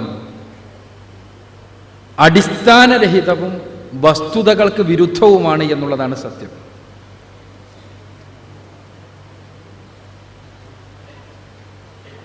കഷ്ടപ്പാട് എന്ന് പറയുമ്പോൾ എന്താണ് അർത്ഥമാക്കുന്നത്? അവരുടെ വല്ല അവകാശങ്ങളും നിഷേധിക്കപ്പെടുന്നുവെങ്കിൽ, അവളെ പ്രയാസപ്പെടുത്തുന്നുവെങ്കിൽ, അവളെ പീഡിപ്പിക്കുന്നുവെങ്കിൽ, അവളുടെ അടിസ്ഥാനപരമായ ആവശ്യങ്ങളിൽ എന്തെങ്കിലും നിർവഹിക്കപ്പെടാത്ത അവസ്ഥാവിശേഷം ഉണ്ടാകുമെങ്കിൽ, ഇതെല്ലാമാണ് കഷ്ടപ്പെടുത്തുക എന്നതുകൊണ്ടുള്ള വിവക്ഷ. കേരളത്തെ സംബന്ധിച്ചിടത്തോളം പലപ്പോഴും മാധ്യമങ്ങൾ ഏറെ ആവർത്തിച്ച് ഉദ്ധരിച്ച്, നേരത്തെ പറഞ്ഞതുപോലെ വല്ലാതെ ഫോക്കസ് ചെയ്ത് ഇസ്ലാം ഈ രംഗത്ത് വളരെ വൃത്തികെട്ട എന്തോ ഒരു ആദർശമാണ് മുന്നോട്ട് വെക്കുന്നത് എന്ന് വരുത്തി തീർക്കുവാൻ വേണ്ടി പരിശ്രമിക്കാറുണ്ട്. സത്യത്തിൽ വസ്തുനിഷ്ഠമായി വിഷയത്തെ കാണാൻ എല്ലാവരും സന്നദ്ധമാകണം എന്നാണ് എനിക്ക് ഇക്കാര്യത്തിൽ അടിസ്ഥാനപരമായി ആവശ്യപ്പെടാനുള്ളത്. വൈകാരികമായിട്ടല്ല. സ്വാഭാവികമായി സ്ത്രീകൾക്ക് സ്ത്രീ പ്രകൃതിയുണ്ട്, പുരുഷന് പുരുഷ പ്രകൃതിയുണ്ട്. ആ സ്ത്രീ പ്രകൃതി വെച്ചുകൊണ്ട് ഒരു നിയമം അവൾക്കെതിരാണ് എന്ന് തോന്നുന്നു എന്നതുകൊണ്ടോ, പുരുഷന് അവനെതിരാണ് എന്ന് തോന്നുന്നു എന്നതുകൊണ്ടോ അല്ല ഒരു നിയമത്തെക്കുറിച്ച് നമ്മൾ മനസ്സിലാക്കേണ്ടത്. മറിച്ച് അതിൻ്റെ മാനവികതയും അതിൻ്റെ ധാർമ്മികതയും അതേപോലെ തന്നെ പ്രകൃതിപരതയും കണക്കിലെടുത്തുകൊണ്ടാണ്. സത്യത്തിൽ ഇസ്ലാമിനെതിരെ ഈ വിമർശനം ആധുനിക കാലഘട്ടത്തിൽ ഉന്നയിക്കപ്പെട്ട വിമർശനമാണ്. ഇപ്പൊ ക്രൈസ്തവ ലോകത്തിന് നല്ല ഇസ്ലാമിനെതിരെയുള്ള വിമർശനങ്ങൾ പ്രവാചകൻ സല്ലല്ലാഹു അലൈഹി വസല്ലമയുടെ കാലം മുതൽക്കുണ്ട്. എന്നാൽ ആദിമ കാലഘട്ടത്തിൽ ഒന്നും തന്നെ ഇത്തരം ഒരു വിമർശനം ഉന്നയിക്കപ്പെട്ടിട്ടില്ല. എന്തിനധികം 19-ാം നൂറ്റാണ്ട് വരെയും ഇത്തരം വിമർശനങ്ങൾ ഉന്നയിക്കപ്പെട്ടിട്ടില്ല. ആധുനിക കാലഘട്ടത്തിൽ ഈ വിമർശനം ഉന്നയിക്കപ്പെടുന്നു. ആ ഉന്നയിക്കുന്നതിൻ്റെ അടിത്തറ എന്താണ്? അതിലെത്രത്തോളം മാന്യതയും ധാർമ്മികതയുമുണ്ട് നാം പരിശോധനയ്ക്ക് വിധേയമാക്കണം. ഒന്നാമതായി, ഇപ്പൊ കേരളത്തെ സംബന്ധിച്ചിടത്തോളം, വേറെ പുറത്തേക്കൊന്നും ഞാൻ പോണില്ല, കേരളത്തിൽ ഇക്കാര്യത്തിൽ ഏറെ മുന്നിൽ നിൽക്കുന്ന ഒരു ആനുകാലികമാണ് മാതൃഭൂമി ആഴ്ചപ്പതിപ്പ്. നമ്മുടെ മാതൃഭൂമി ആഴ്ചപ്പതിപ്പ് കഴിഞ്ഞ 6 മാസത്തിനിടക്ക് നിങ്ങൾ മാതൃഭൂമി ആഴ്ചപ്പതിപ്പ് വായിച്ചാൽ നിങ്ങൾക്ക് കാണാൻ കഴിയും, ഇസ്ലാമിനെ വളരെ പ്രാകൃതമായി അവതരിപ്പിക്കുകയും ഇത്തരം നിയമങ്ങളെ വളരെ മോശമായി വൃത്തികെട്ടതായി അവതരിപ്പിക്കുകയും ചെയ്യാൻ വേണ്ടി എന്തൊക്കെ തന്ത്രങ്ങൾ ഉപയോഗിക്കാൻ കഴിയുമോ അതെല്ലാം ഉപയോഗിച്ചു കൊണ്ടിരിക്കുന്ന ഒരു ആഴ്ചപ്പതിപ്പ്. പക്ഷെ ഇതേ മാതൃഭൂമി ആഴ്ചപ്പതിപ്പ് കഴിഞ്ഞ 6 മാസത്തിൻ്റെ ഉള്ളിൽ തന്നെയുള്ള പതിപ്പുകൾ നിങ്ങൾ പരിശോധിച്ച് നോക്കുക, കാണാൻ കഴിയും കുടുംബം എന്ന സ്ഥാപനത്തിനെതിരെയുള്ള സംസാരം, ലൈംഗികതയെ വിവാഹത്തിൽ നിന്ന് വേർപെടുത്തേണ്ടതിന് അനിവാര്യതയെക്കുറിച്ചുള്ള സംസാരം, സെക്സ് എന്ന് പറഞ്ഞാൽ അത് വ്യക്തിപരമായ ആസ്വാദനത്തിനുള്ളതാണ് എന്നും, വിവാഹം കുട്ടികളുടെ വിലാസത്തിനാവശ്യമായ കുടുംബത്തിന് വേണ്ടി ഉണ്ടാക്കുന്നൊരു സാമൂഹ്യമായ ഏർപ്പാടാണെന്നും, ആ സെക്സിൽ ആ വിവാഹത്തിൽ സെക്സ് ഒതുക്കി നിർത്തേണ്ടതില്ല എന്നും, അത് പുരുഷ പ്രകൃതിക്കെതിരാണെന്നും, അത് യഥാർത്ഥത്തിൽ സെക്സ് എന്നുള്ളത് അവനവന്റെ താല്പര്യത്തിന് വിടേണ്ടതാണ് എന്നും, വിവാഹം എന്നത് കുട്ടികളെ ഉണ്ടാക്കുവാൻ വേണ്ടിയുള്ള ഒരു കുടുംബ സംവിധാനത്തിന് വേണ്ടിയുള്ള ഒരു വിലാസം മാത്രമാണ് എന്നുമുള്ള വളരെ വ്യാപകമായ പഠനങ്ങളും ചർച്ചകളും നിങ്ങൾ പരിശോധിച്ചാൽ നിങ്ങൾക്ക് തന്നെ കാണാൻ കഴിയും. എന്താണ് ഇവിടെ സംഭവിക്കുന്നത്? എന്താ സംഭവിക്കുന്നത്? ഇവര് ലൈംഗിക ശാസ്ത്രജ്ഞന്മാരെയും മനഃശാസ്ത്രജ്ഞന്മാരെയും എല്ലാം ഉദ്ധരിച്ച് വിവാഹത്തിലൂടെയുള്ള സെക്സിനപ്പുറത്ത് സെക്സ് ആസ്വദിക്കുവാൻ അവകാശം വേണമെന്നും അതല്ലാത്തത് ലൈംഗിക ദാരിദ്ര്യം സൃഷ്ടിക്കുകയാണ് എന്നും എല്ലാം വാദിക്കുന്നു.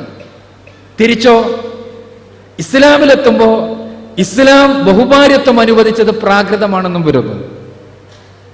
സാധാരണ ഞാൻ ഒരു തമാശ പറയാറുണ്ട് ബഹുഭാര്യത്വത്തെ കുറിച്ച് പറയുമ്പോൾ. നമ്മളൊരു ഗാർഡനിൽ പോയാൽ ഒരു തോട്ടത്തിൽ പോയാൽ ആ തോട്ടത്തിൽ ചിലപ്പോൾ ചില കുറ്റികൾ കാണാൻ കഴിയും, ചില ബക്കറ്റുകൾ. ആ ബക്കറ്റും എഴുതി വെച്ചിട്ടുണ്ടാവും ഇവിടെ തുപ്പുക. ഇവിടെ തുപ്പുക എന്ന് എഴുതി വെച്ചാൽ അതിനർത്ഥം എല്ലാവരും അതിൻ്റെ അടുത്തെത്തുമ്പോൾ കാരിക്കുറച്ച് പ്രയാസപ്പെട്ട് അതിൽ തുപ്പണമെന്നല്ല.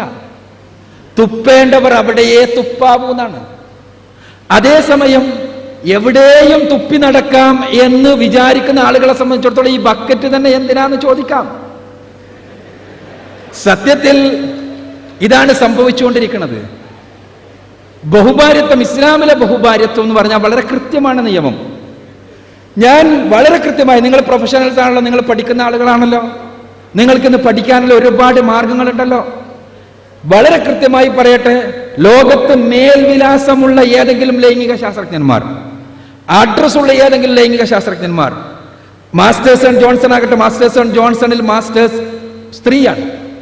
അതേപോലെ തന്നെ ഹാവ്ലോക്ക് എല്ലിസ് ആകട്ടെ, അതേപോലെ തന്നെ നമ്മുടെ കോത്താരി ആകട്ടെ, ആര് തന്നെയാകട്ടെ, ഇവരിൽ ആർക്കെങ്കിലും മേൽവിലാസമുള്ള ഏതെങ്കിലും ലൈംഗിക ശാസ്ത്രജ്ഞന്മാർ ബഹുകളതൃത്വം എന്നത്, അഥവാ ഒന്നിലധികം ഇണകളെ സ്വീകരിക്കുക എന്നത് പ്രകൃതി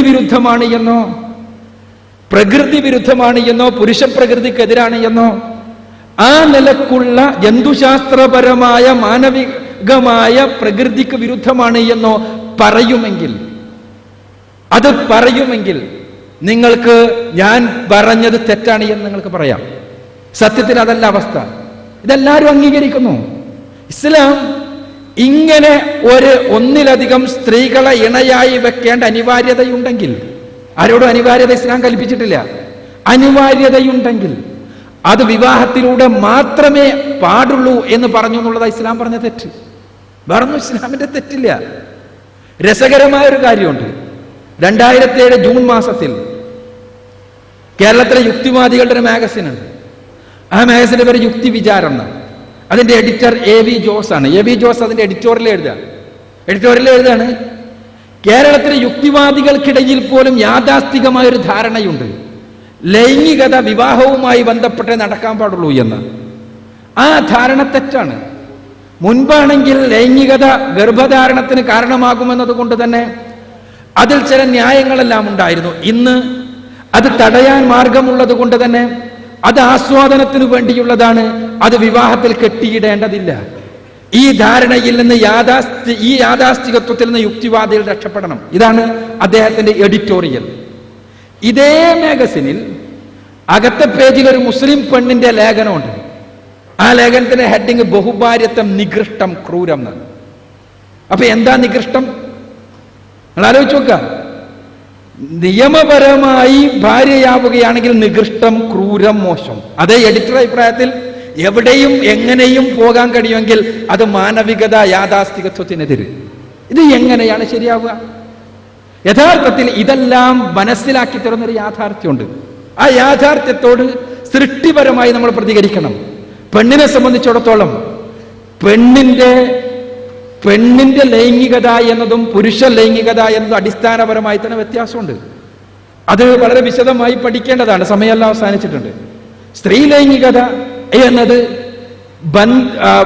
മാനസിക ബന്ധമുണ്ടായതിനു ശേഷം മാത്രമുള്ള ശാരീരിക ബന്ധമാണ്. മാനസിക ബന്ധമുണ്ടാക്കാതെ, സ്നേഹിക്കുന്ന പുരുഷനോടൊപ്പമല്ലാതെ, പൂർണ്ണമായും മനസ്സിൽ വരിച്ചു കഴിഞ്ഞ ഒരാളോടൊപ്പമല്ലാതെ സംതൃപ്തമായ ലൈംഗിക ബന്ധം സാധ്യമല്ല സ്ത്രീക്ക്. ഇത് ലൈംഗിക ശാസ്ത്രപരമായ വസ്തുതയാണ്. എന്നാൽ പുരുഷന് സ്നേഹവും വ്യക്തിബന്ധവുമെല്ലാം ആരംഭിക്കുന്നത് ലൈംഗികതയിൽ നിന്നാണ്. സെക്സിൽ നിന്ന് സ്നേഹത്തിലേക്ക് എന്നത് പുരുഷന്റേതും സ്നേഹത്തിൽ നിന്ന് സെക്സിലേക്ക് എന്നത് സ്ത്രീയുടെയും രീതിയാണ്. അത് മനഃശാസ്ത്രപരമായ രീതിയാണ്.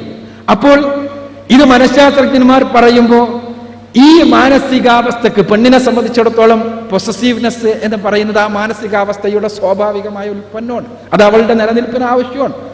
പക്ഷേ അത് വെച്ചുകൊണ്ട് ഇസ്ലാം ഒരു നിയമത്തെ നിങ്ങൾ അളക്കരുത്, പഠിക്കരുത്. ഇസ്ലാമിക നിയമത്തിൽ നിങ്ങൾ പരിശോധിക്കേണ്ടത് മാനവികമാണോ എന്നാണ്, അത് എത്രത്തോളം പ്രകൃതിപരമാണ് എന്നാണ്. ഞാൻ പറഞ്ഞല്ലോ ഇത് പ്രകൃതിപരമല്ല എന്ന്. നിങ്ങൾക്ക് മേൽവിലാസമുള്ള ഏതെങ്കിലും ലൈംഗിക ശാസ്ത്രജ്ഞന്മാർ പറയട്ടെ, മേൽവിലാസമുള്ള ഏതെങ്കിലും ലൈംഗിക ശാസ്ത്രജ്ഞന്മാർ. അതേസമയം പറഞ്ഞത് ഞാൻ കാണിച്ചു തരാം, തിരിച്ചു ചോദിക്കാം. ചിലപ്പോൾ ബഹുഭർത്തൃത്വത്തെക്കുറിച്ച് എല്ലാ ലൈംഗിക ശാസ്ത്രജ്ഞന്മാരും ഒരേ സ്വരത്തിൽ പറയുന്നു ബഹുഭർത്തൃത്വം, പോളിയാൻഡ്രി എന്ന് പറയുന്ന ഒരുപാട് പ്രകൃതി വിരുദ്ധമാണ്, സ്ത്രീ പ്രകൃതിക്ക് തന്നെ എതിരാണ് എന്ന്. അതിന്റെ കാരണങ്ങൾ വിശദീകരിച്ച് സംസാരിക്കുവാൻ സമയം അനുവദിക്കണില്ല. നിങ്ങൾ കൂടുതൽ പഠനത്തിന് മറ്റ് പ്രോഗ്രാമുകളിൽ ഇതേപോലെ ചോദ്യോത്തരത്തിലെ ഈ വിഷയങ്ങൾ വളരെ വ്യാപകമായി കൈകാര്യം ചെയ്യപ്പെട്ടിട്ടുണ്ട്. ഞാൻ പറഞ്ഞ സ്നേഹസംവാദം മാസികയും പരിശോധനയ്ക്ക് വിധേയമാക്കാവുന്നതാണ്. ഖുർആന്റെ മൗലികത എന്ന ഗ്രന്ഥത്തിന്റെ 1-ാമത്തെ വാള്യത്തിലും ഈ കാര്യം വിശദമായി ചർച്ച ചെയ്തിട്ടുണ്ട്. ഒരുപാട് ചോദ്യങ്ങൾ നമുക്ക് ചർച്ച ചെയ്യാനുണ്ട്, പക്ഷെ നമ്മുടെ സമയപരിമിതി നിങ്ങൾ മനസ്സിലാക്കുമല്ലോ. അതുകൊണ്ട് 2 ചോദ്യങ്ങൾ മാത്രമേ ഇനി നമുക്ക് എൻ്റർടൈൻ ചെയ്യാൻ പറ്റുള്ളൂ. അതിൽ ഒന്ന് ഇവിടെ നിന്ന് ചോദിക്കാനുണ്ട്. അതുകൊണ്ട് ലാസ്റ്റ് ക്വസ്റ്റ്യൻ ബോയ്സിൻ്റെ ഭാഗത്തു നിന്ന്. ശ്രദ്ധിക്കുക, നിങ്ങളുടെ ഒരുപാട് ചോദ്യങ്ങൾ ഇനിയും ചോദിക്കാനുണ്ട് എന്ന് അറിയാം. ഈ സെഷൻ ഇവിടെ അവസാനിക്കുന്നില്ല, താൽക്കാലികമായി മാത്രമാണ് അവസാനിക്കുന്നത്. നിരവധി സെഷനുകൾ ഇതുമായി ബന്ധപ്പെട്ട അനുബന്ധ വിഷയങ്ങൾ ചർച്ച ചെയ്യുന്ന സെഷനുകൾ വരാനിരിക്കുന്നു. ഇനിയും ചോദ്യങ്ങൾ, നിങ്ങളുടെ സംശയങ്ങൾ തീർക്കുവാനുള്ള അവസരം പ്രസ്തുത സെഷനുകളിലും ഉണ്ടായിരിക്കുന്നതാണ് എന്നറിയിക്കുകയാണ്. താൽക്കാലികമായി മാത്രം ഈ ചോദ്യത്തോടു കൂടി ഈ സെഷൻ അവസാനിക്കുന്നതായിരിക്കും. അസ്സലാമു അലൈക്കും. എൻ്റെ പേര് ഇജാസ്, എനപ്പോ എഡ്നൽ കോളേജ്, ബാംഗ്ലൂർ. എൻ്റെ ചോദ്യം എന്ന് പറയുന്നത്, ഒരു മുസ്ലിമിൻ്റെ പ്രശ്നത്തിൽ ഒരു മുസ്ലിം സഹോദരൻ സഹായിക്കുക എന്നത് ഒരു മുസ്ലിമിൻ്റെ ബാധ്യതയാണ് നമ്മൾ വിശ്വസിക്കുന്നത്. ഇതിൻ്റെ അടിസ്ഥാനത്തിൽ ഈ നൂറ്റാണ്ടിൻ്റെ ഒരു ശ്രദ്ധേയമായ ഒരു പ്രശ്നമാണ് പലസ്തീൻ്റെ ക്രൈസിസ്. അതിൻ്റെ സൊല്യൂഷനായിട്ട് മുജാഹിദ് പ്രസ്ഥാനത്തിൻ്റെ നയം എന്താണ്? ഇപ്പോൾ പലസ്തീൻ ഭരിക്കുന്ന ഇലക്ഷനിൽ വിജയിച്ച ഹമാസ് ഈ സലഫി ആദർശ ഗവൺമെൻറ് അല്ലാത്തതുകൊണ്ട് ഇതിൽ എന്തെങ്കിലും വ്യത്യാസമുണ്ടോ?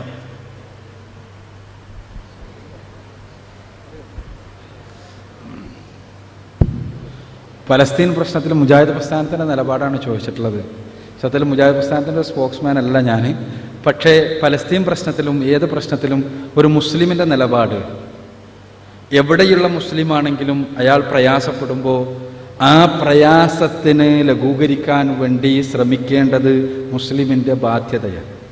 ആ ശ്രമത്തിൻ്റെ 1-ാമത്തെ കാര്യമാണ് പടച്ചവനോട് പ്രാർത്ഥിക്കുക എന്നുള്ളത്. 2-ാമത്തേത് അവരെ സഹായിക്കുക എന്നുള്ളത്. 3-ാമതായി ഉള്ള കാര്യമാണ് നമുക്ക് ശാരീരികമായി സഹായിക്കാൻ കഴിയുന്ന പരിധിക്കുള്ളിലാണെങ്കിൽ നമ്മളത് ചെയ്യാന്നുള്ളത്. പലസ്തീനെ സംബന്ധിച്ചിടത്തോളം പലസ്തീനിൽ ഉള്ള ആളുകളെ സഹായിക്കാൻ നമുക്ക് സാമ്പത്തികമായി കഴിഞ്ഞേക്കും. അതിനുള്ള മാർഗങ്ങളുണ്ടെങ്കിൽ ചെയ്യാവുന്നതാണ്, അവർക്ക് വേണ്ടി പ്രാർത്ഥിക്കാവുന്നതാണ്. ഇതെല്ലാം പറയുമ്പോഴും പലസ്തീനിൻ്റെ പേരിൽ ഒരു നന്മക്ക് വേണ്ടിയാണെങ്കിലും ശരിയല്ലാത്ത മാർഗങ്ങൾ ഉപയോഗിക്കുന്നതിനെ ഇസ്ലാം അനുവദിക്കുന്നില്ല എന്നുള്ള വസ്തുത നമ്മൾ മനസ്സിലാക്കണം.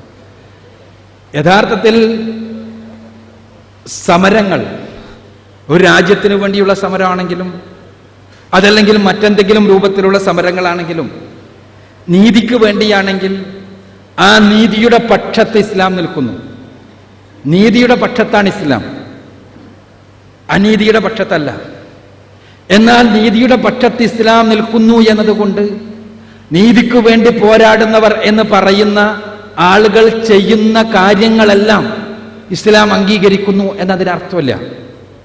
ഇവിടെ ഹമാസുമായി ബന്ധപ്പെട്ട് അല്ലെങ്കിൽ മറ്റേതെങ്കിലും ലോകത്തെ പോരാളി പ്രസ്ഥാനങ്ങളുമായി ബന്ധപ്പെട്ടുള്ള ഇസ്ലാമിന്റെ നിലപാട് വളരെ കൃത്യമാണ്. അവർ പലസ്തീൻ എന്നുള്ള രാജ്യം യഥാർത്ഥത്തിൽ 1948 ഇസ്രായേൽ സ്ഥാപിക്കപ്പെട്ട സമയം മുതൽക്ക് ആരംഭിച്ച പ്രശ്നമാണ്. ഈ പ്രശ്നം, ആ പ്രശ്നത്തിലെ സമരങ്ങൾ നടന്നിട്ടുണ്ട്, മുന്നേറ്റങ്ങൾ നടന്നിട്ടുണ്ട്, പല കാര്യങ്ങളും നടന്നിട്ടുണ്ട്. പക്ഷേ ആ പ്രശ്നങ്ങളിൽ മതം അനുവദിക്കാത്തൊരു തലത്തിലേക്ക് മുസ്ലിം സംഘടനകൾ പോകുമ്പോൾ അത് ശരിയല്ല എന്ന് നമ്മൾ പറയണം, അത് പറയുകയും ചെയ്യേണ്ടതുണ്ട്. സലഫികളുടെ ലോകത്തെല്ലായിടത്തുമുള്ള നിലപാടതാണ്. അവർ ചെയ്തുകൊണ്ടിരിക്കുന്ന ഒരു ലക്ഷ്യം നല്ലതായിരിക്കാം, ആ ലക്ഷ്യം നന്നാകുന്നു എന്നുള്ളത് കൊണ്ട് അവരുടെ മാർഗങ്ങൾ ന്യായീകരിക്കുക എന്ന മാർസിയൻ കാഴ്ചപ്പാട് നമുക്കില്ല. നേരത്തെ ഇവിടെ വിശദീകരിച്ചു. ഇപ്പോ ചാവേർ അക്രമങ്ങൾ ഇസ്ലാമികമായ ഭൂമികയിൽ നിന്നുകൊണ്ട് ന്യായീകരിക്കുവാൻ ഒരു മാർഗവുമില്ല. അതിന് എന്തെന്ത് ന്യായീകരണങ്ങൾ പറഞ്ഞാലും ആ ന്യായീകരണങ്ങളെല്ലാം സത്യത്തിൽ ഇസ്ലാമിന്റെ ശത്രുക്കൾ ഉണ്ടാക്കി കൊടുക്കുന്നതാണ് എന്ന് ആ ന്യായീകരണങ്ങളിലൂടെ കടന്നു പോയാൽ തന്നെ മനസ്സിലാക്കാൻ കഴിയും. ഇപ്പൊ ഞാൻ പറഞ്ഞു വരുന്നത് യഥാർത്ഥത്തിൽ ഇതാണ് നമ്മുടെ നിലപാട്. ഒരു മുസ്ലിമിന്റെ നിലപാട് അതാകണം. ലോകത്തെവിടെയുള്ള മുസ്ലിങ്ങളുടെ പ്രയാസങ്ങൾ നമ്മളെ പ്രയാസപ്പെടുത്തണം. പക്ഷേ ആ മുസ്ലിം ചെയ്യുന്ന തിന്മയോടൊപ്പം നിൽക്കാൻ നമ്മളെ അതൊരിക്കലും തന്നെ പ്രേരിപ്പിച്ചുകൂടാ. പടച്ചോൻ തന്നെ പറഞ്ഞത് വലാ യജ്രിമന്നക്കും ശനആനു ഖൗമിൻ അലാ അല്ലാ തഅദിലു ഇഅദിലു ഹുവ അഖ്റബു ലിത്തഖ്വ എന്നാണ് ഖുർആൻ 5-ാമത്തെ അധ്യായം സൂറത്തുൽ മാഇദയിലെ 8-ാമത്തെ വചനം. നിങ്ങൾ ഒരു കൂട്ടരോടുള്ള വിദ്വേഷം, അവരോട് അനീതി ചെയ്യാൻ നിങ്ങളെ പ്രേരിപ്പിക്കരുത്. നിങ്ങൾ നീതി ചെയ്യുക, അതാണ് തഖ്വയോടടുത്തുള്ളത്. അപ്പോ അനീതി എന്നത് എങ്ങനെ തീരുമാനിക്കുക, നീതിയും അനീതിയും തീരുമാനിക്കുന്ന എങ്ങനെ? റസൂലുള്ളാഹ് ഇസ്ലാം പഠിപ്പിച്ചത് നീതി, അത് ശരി, ധർമ്മം. ഇസ്ലാം പഠിപ്പിക്കാത്തത് അത് തെറ്റ്. അത് എത്ര അനിവാര്യമാണെന്ന് നമുക്ക് തോന്നുന്നുണ്ടെങ്കിലും ആത്മഹത്യയെ സംബന്ധിച്ചിടത്തോളം, ആത്മഹത്യാ സ്ക്വാഡുകളെ സംബന്ധിച്ചിടത്തോളം, സ്ഫോടനങ്ങളെ സംബന്ധിച്ചിടത്തോളം ലോകത്ത് മേൽവിലാസമുള്ള ഇസ്ലാമിക പണ്ഡിതന്മാരെല്ലാം പറയുന്നത് അത് ഹദീസുകളുടെ അടിസ്ഥാനത്തിൽ തെറ്റാണ് എന്ന് തന്നെയാണ്, ആത്മഹത്യയാണ് എന്ന് തന്നെയാണ്. ഏതാനും ചില ഇഖ്വാൻ മുസ്ലിമൂന്റെ നേതാക്കന്മാർ അത് അനുകൂലിച്ച ഫത്വകൾ നൽകിയിരുന്നെങ്കിലും പിൽക്കാലഘട്ടത്തിൽ അവരുടെ തന്നെ വീടുകൾക്ക് മുന്നിൽ നിന്ന് സ്ഫോടനങ്ങൾ കണ്ടപ്പോൾ അവർ തന്നെ ആ ഫത്വകൾ മാറ്റിപ്പറയുന്ന അവസ്ഥാവിശേഷമാണ് ഉണ്ടായത് എന്നുള്ളത് ഒരു യാഥാർത്ഥ്യവുമാണ്. അപ്പോൾ യഥാർത്ഥത്തിൽ ഇവിടെ നമ്മുടെ നിലപാട് ക്ലിയറാണ്. നിങ്ങൾ ആ കാര്യം മനസ്സിലാക്കുക. അവസാനത്തെ ചോദ്യം ഇതൊരു മുസ്ലിം സഹോദരിയിൽ നിന്നും കിട്ടിയ ചോദ്യമാണ്. 1980-കളിൽ മാത്രം കണ്ടുപിടിക്കപ്പെട്ട HIV വൈറസും ആൻറ്റിബയോട്ടിക് റെസിസ്റ്റന്റ് ബാക്ടീരിയകളും പരിണാമത്തിലൂടെ പുതിയ സ്പീഷീസ് ഉണ്ടാകും എന്ന വാദത്തിന് തെളിവല്ലേ? അങ്ങനെയെങ്കിൽ മനുഷ്യനും കുരങ്ങും ഒരു കോമൺ ആൻസിസ്റ്ററിൽ നിന്നും ഉണ്ടായി എന്ന വാദത്തിലേക്ക് എന്ത് പറയുന്നു?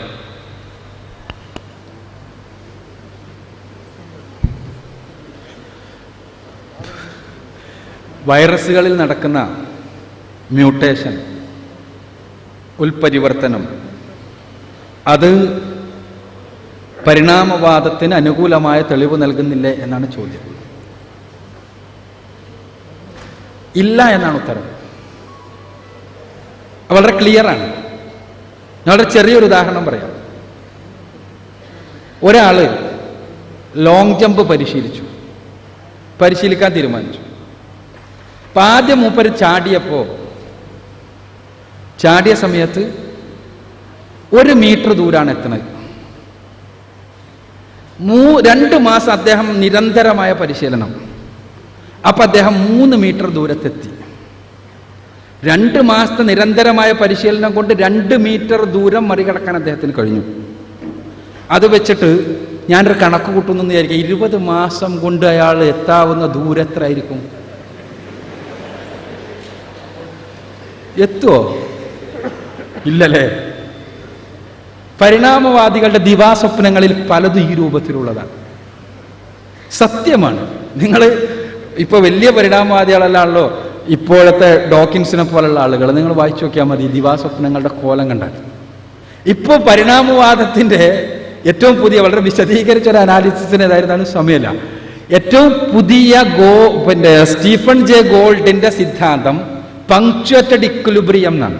പങ്ക്ച്വേറ്റഡ് ഇക്വിലിബ്രിയം വരാൻ ഉണ്ടായ ഒരു സാഹചര്യം ഉണ്ടായത് നിങ്ങൾ മനസ്സിലാക്കണം. ഡാർവിൻ പറഞ്ഞു വെച്ചത് ജീവികൾ ഇങ്ങനെ ഘട്ടമായിട്ട് ഇങ്ങനെ പരിണമിച്ചു പോകുന്നു എന്നാണ്.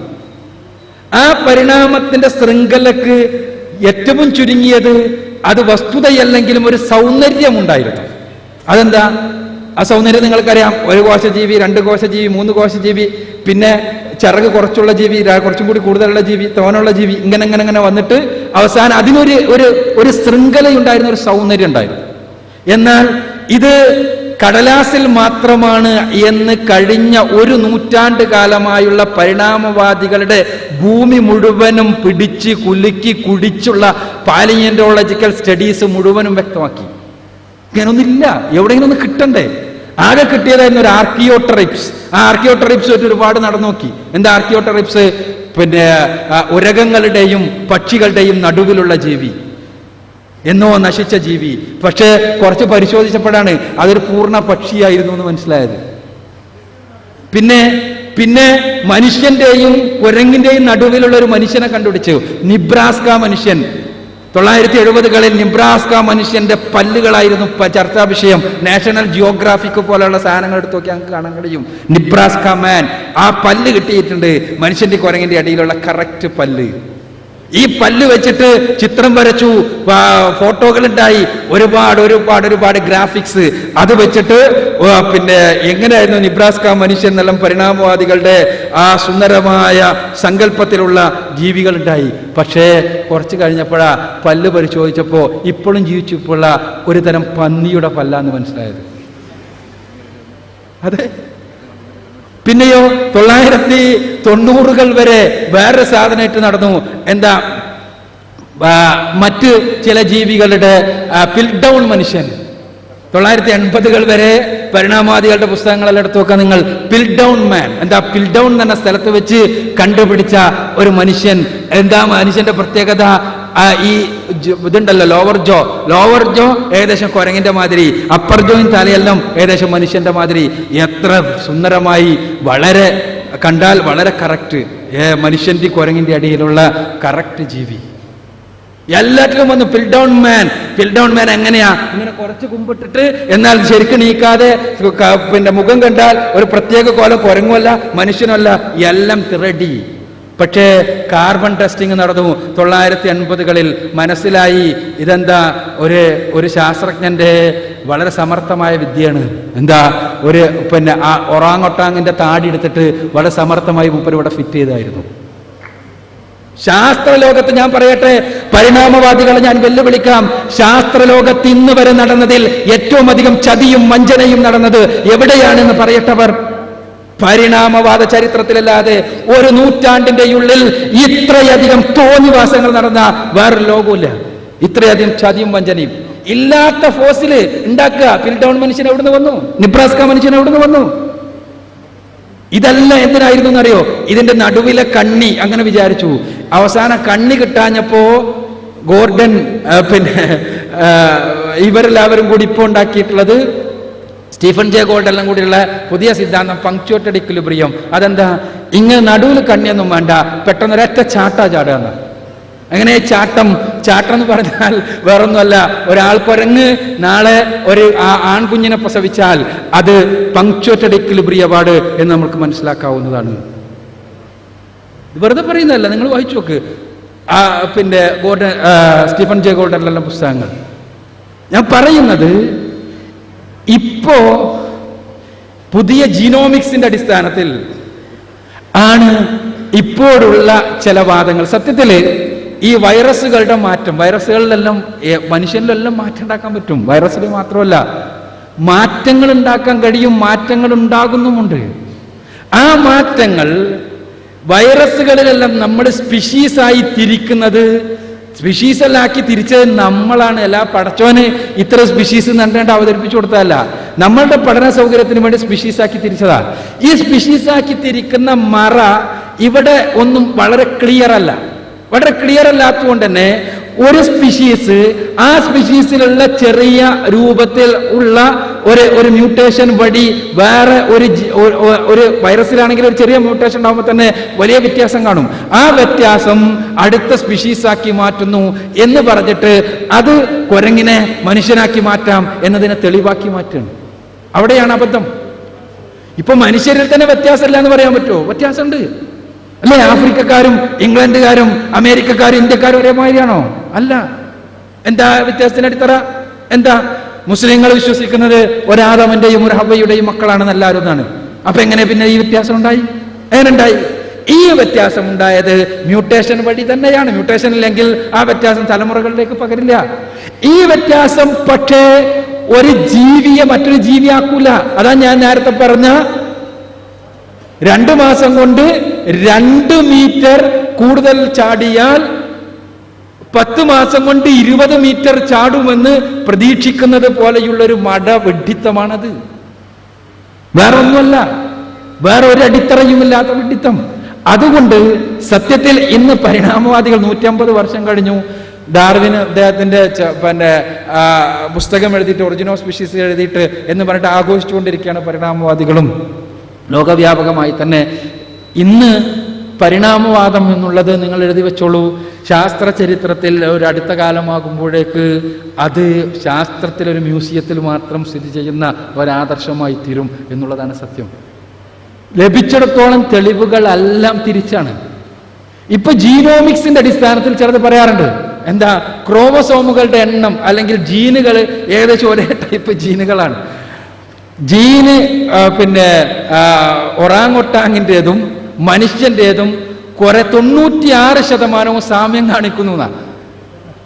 ജീനുകൾ 96% ഒറാങ്ങൊട്ടാങ്ങിൻ്റെയും മനുഷ്യൻ്റെയും സാമ്യമുണ്ട്. അപ്പൊ അതുകൊണ്ട് ഈ കുരങ്ങും മനുഷ്യനും തമ്മിൽ ബന്ധമുണ്ട് എന്ന്. അതിനേക്കാളും വലിയ രസം എന്താ വെച്ചാൽ മനുഷ്യൻ്റെയും വലിയുള്ളി ഉണ്ടല്ലോ, വലിയുള്ളിൻ്റെയും ജീന് 98% അറിഞ്ഞിടത്തോളം സാമ്യമുള്ളതാ. അപ്പോൾ ഉള്ളീന്ന് മനുഷ്യനുണ്ടായതാണ് എന്ന് പറയാതിരുന്നെങ്കിൽ എന്ന് നമുക്ക് ആശ്വസിക്കാം എന്ന് മാത്രമാണ് പരിണാമവാദികളെ കുറിച്ച് നമുക്ക് പറയാൻ കഴിയും.